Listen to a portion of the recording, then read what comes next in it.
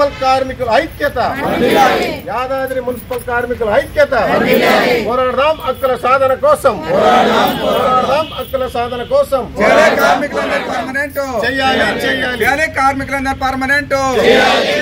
కనీస వేతన 26,000, కార్మికులకు కనీస వేతన 26,000 రూపాయలు, కనీస వేతనాలు 26,000 రూపాయలు. కార్మికులందరూ పర్మనెంట్.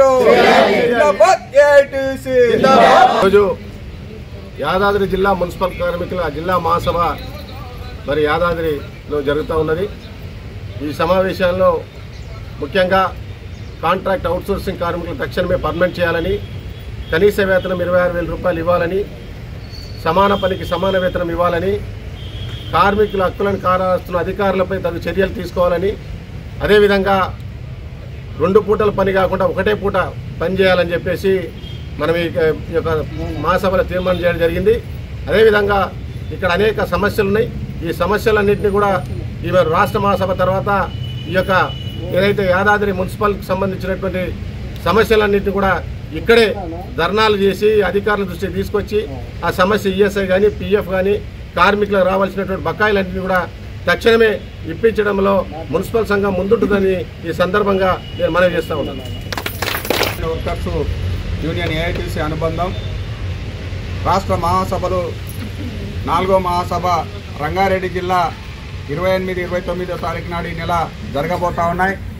ఈ మహాసభలని జయప్రదం చేయాలని చెప్పేసి కార్మిక వర్గానికి పిలుపునివ్వడం జరిగింది.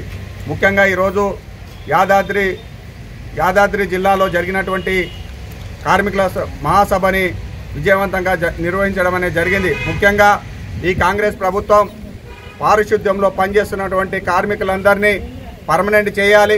ఈ పర్మనెంట్ చేసేంత వరకు కనీస వేతనం 26,000 రూపాయలు ఇంప్లిమెంట్ చేయాలని చెప్పేసి ఈ డిమాండ్ చేస్తూ ఉన్నాం.